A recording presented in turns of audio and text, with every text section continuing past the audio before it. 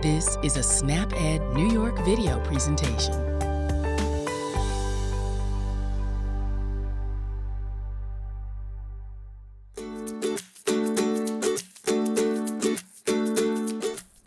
Hello everyone, my name is Wendy Beckman and I'm a registered dietitian with the New York State Office for the Aging and SnapEd New York. Thanks for joining me today on What's Cooking with NYSOFA. Today I'm going to be making chicken and broccoli in lemon sauce. We'll be posting the link to the recipe below, and the recipe can also be found on the SnapEd New York website at www.snapedny.org. Before we get into this recipe, last month I made pasta with beans and greens. If you didn't get a chance to see that video, you can still watch it here on the New York State Office for the Aging Facebook page, or you can see it on the New York State Office for the Aging YouTube channel. You're going to want to like and subscribe to the NYSOFA YouTube channel, and don't forget to click on the notification bell so that you don't miss any new videos when they get posted. Before we get into making this recipe, let's look at the My Plate graphic. This recipe covers the protein section on the My Plate graphic. Since this recipe also includes broccoli, it covers the fruits and vegetables section of My Plate as well. Chicken is a lean source of animal-based protein. Animal-based proteins like chicken, fish, beef, and pork are all complete proteins, meaning that they contain all of the amino acids that your body needs. Your body uses the amino acids in the foods that you eat to rebuild your cells, things like blood cells, skin and muscle cells, and immune cells. We need more protein as we age because our bodies don't use protein as efficiently as it did when we were younger. Make sure that you vary your protein routine by including both animal-based protein sources and plant-based protein sources like seeds, nuts, beans, and legumes into your diet. The broccoli in this recipe is a great way to make half of your plate fruits and vegetables. Including different fruits and vegetables into your diet every day can ensure that your body gets enough fiber and vitamins and minerals that your body needs. In this recipe, I'm going to be using frozen broccoli, but you can use fresh if you want to. Remember that all forms of fruits and vegetables count. Fresh, frozen, canned, or dried fruits and vegetables can be used to make half of your plate fruits and vegetables. Remember that everything you eat and drink over time matters. You want to find your healthy eating style and maintain it for a lifetime. The right mix can help you be healthier now and in the future. Before you start cooking, remember to wash your hands with soap for at least 20 seconds or use an alcohol-based hand sanitizer before you start cooking. This recipe makes 6 1.5 cup servings. If you want to, you can cut the recipe in half, and that's what I'll be doing today. I'll tell you what the recipe calls for, but you're only going to see half of those ingredients here. So this recipe calls for 1 bunch of fresh broccoli cut into bite-sized pieces, or you can use a bag of frozen broccoli like I've done here. This is about a half of a 16-ounce bag of frozen broccoli. You also need 1 pound of boneless, skinless chicken breast cut into thin strips, and that's what I have here. Here is 4 tablespoons of lemon juice, 4 cloves of garlic, thinly sliced. Now the recipe tells you to slice it up, but I like the garlic minced better, and so I minced mine, and you can use jar garlic if you want to. Here's a 1/4 cup of grated Parmesan cheese, and you just sprinkle that over the top at the end. This is 4 tablespoons of olive oil, and you need also 1 16-ounce box of pasta, any shape, and you serve the chicken and the broccoli over the pasta. Now I think you could also serve the chicken over rice as well. I am not going to make the pasta during this demonstration because I think that most people know how to make pasta, so we're going to skip that part. Now I have some black pepper here, and the recipe doesn't call for it, but I'm actually going to add some oregano, also some dried oregano, just because I like it. So you can add any other seasonings that you like as well. Now the first thing the recipe tells you to do is to cook the pasta and reserve a cup of the pasta cooking liquid. So I don't have that, so I'm going to use chicken broth as my liquid instead, and I have that here. Now we got to cook the chicken in the frying pan first, and so I have this pan, it's been heating up, and I'm going to add the olive oil first. So that goes in the pan first. And then we're going to add the garlic. So like I said, I have minced garlic. You can slice it, you can do whatever you want, chop it finely. I have a little thing that I use for mincing the garlic, and it makes it really super easy, so that's why I do that a lot of times. So that smells wonderful, and the oil, you can hear it sort of sizzling up there. And then the garlic is actually part of the family that has onions in it, onions and scallions, that kind of thing. So those vegetables actually have a lot of heart health benefits, so it's good to include them in your cooking. They also add a lot of flavor and they're delicious. So there's the garlic. Next, we're going to add in the sliced chicken. So I'm going to use my tongs to get the sliced chicken because I don't want to get my hands dirty. So I'm going to put that in there. You can hear it sizzling up. I want to get it right in with that garlic there. That smells good. And again, I use like one chicken breast here. Some of the chicken breasts that you get in the store can be pretty large. And you might only want to use a half a chicken breast if you're cutting this recipe in half. That's absolutely okay. I'm going to put that in there. Then I can get the last piece in there. That looks great. So since we've sliced it thinly, that is going to cook relatively quickly. And look at that already. It's getting nice in there. And what you're going to want to do is brown this chicken. And you want to make sure that you cook your chicken to at least 165 degrees internal temperature.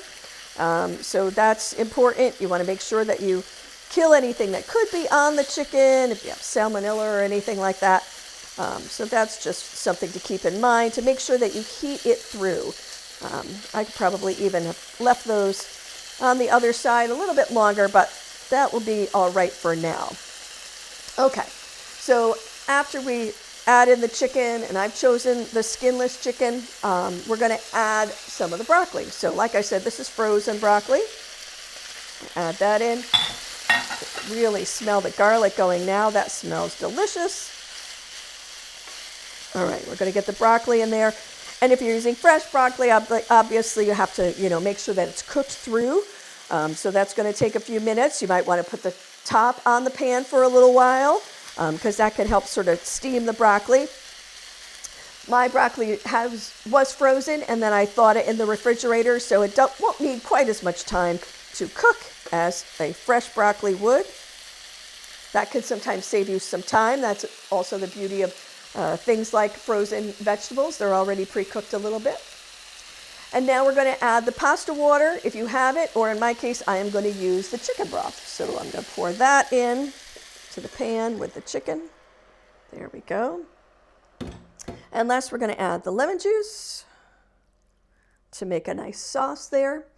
We have to heat it until the liquid is hot. So that's actually going to take a little while here. But you want to sort of give it some time so that the chicken and the broccoli sort of soak up that lemon juice. All right, there. And then we need to add in the other seasonings. I have pepper here, like I said, and some oregano. Now, you could put some garlic powder in here if you wanted to. I think that would taste really good too. So then you would mix all that up and make sure that all of those flavors are incorporated. So again, that's going to take a little bit of time to sort of heat up a little bit. So one of the things that you want to keep in mind is that the chicken breast without the skin actually has less saturated fat in it than if you had some chicken that had skin on it. And the reason why that's good for you or good for heart health is because the saturated fat is the thing that can sometimes be bad for heart health. So unsaturated fats, things like olive oil, canola oil, sunflower seed oil, anything that's liquid at room temperature is actually healthier for your heart because it's an unsaturated fat. So chicken skin, because it's solid at room temperature, like if you left it out on the counter for a little while, it wouldn't melt on you. That actually has a lot more saturated fat in it. So that's why oftentimes you hear, take the skin off. It's okay to eat a little bit of the skin every once in a while. I like to make chicken, like a whole chicken, and roast it in the oven. And in that case, I leave the skin on. And usually when I do that, I will eat some of the chicken skin. But then the rest of the time when I have chicken, I take the skin off. So just because I know that it's healthier for me. So I think that one of the things I can do is I can show you some chicken and broccoli that I made previously. So hold on just a minute and let me get that.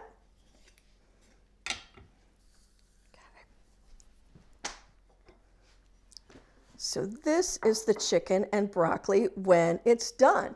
And you can see that the chicken is nicely brown, got some nice color there from the broccoli, and it smells delicious. You can really smell the lemon juice and the garlic. It's just lovely. And then one of the things that you do at the very end is you add a little bit of the Parmesan cheese on top. And that's something, you can do this, you can skip it if you don't want to have that, that's fine. But I think it adds a little bit more flavor. So I hope that this recipe gave you some more ideas on how to incorporate more lean protein and more vegetables into your diet. Don't forget to join me next month when I share more tips on how to save time, save money, and eat healthy. In September, I'll be making one-dish roasted potatoes and apples with chicken sausage. I love making one-dish meals because it's less cleanup for me. So I'll be back with another edition of What's Cooking with NYSOFA on Friday, September 26th at 12:30 p.m. right here on the New York State Office for the Aging Facebook page and the New York State Office for the Aging YouTube channel. This presentation was funded by the Department of Agriculture. This institution is an equal opportunity provider. Have a great day, everyone. We'll see you next time.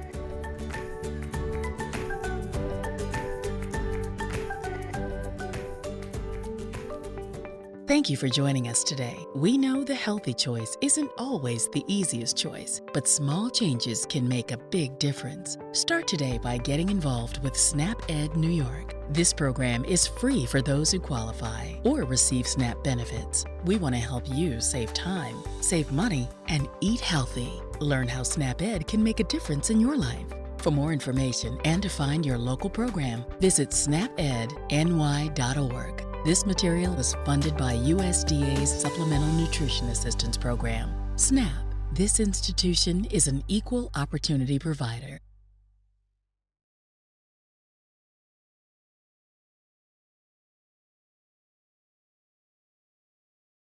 Hi, I'm registered dietitian Wendy Beckman, host of What's Cooking with NYSOFA. Over the past 2 years, I've had the opportunity to share healthy, nutritious recipes with you on the show. I work for the New York State Office for the Aging, and thanks to a partnership with SNAP-Ed New York, our nutrition team reaches hundreds of thousands of older New Yorkers each year. So why a cooking program? 60% of health costs and related issues have nothing to do with health, but instead have to do with individual behaviors like our food choices and physical activity. The recipes we feature are nutritionally appropriate for older adults, meeting critical nutrition requirements for healthy aging. What I bet you don't know is that this show is only part of a larger effort. To help me explain what our nutrition team at the New York State Office for the Aging does and what a registered dietitian is, here is registered dietitian Lisbeth Irish. A registered dietitian is a professional who has training and education in food and nutrition. To become an RD, you must complete certain requirements, including a minimum of a bachelor's degree from an institution that's accredited by the Academy of Nutrition and Dietetics. You must also pass a national examination and meet continuing education requirements. What does that mean? As RDs, we are qualified to offer accurate advice about nutrition, and we can help answer your questions about how diet can affect your health. At NYSOFA, the registered dietitians handle many tasks. This includes hosting 2 online programs aimed at helping older New Yorkers make better nutrition choices. These programs are What's Cooking with NYSOFA, which is our monthly cooking demonstration, and a Facebook Live program that I host called Ask the Experts, Nutrition Edition. In the months ahead, be on your lookout for it.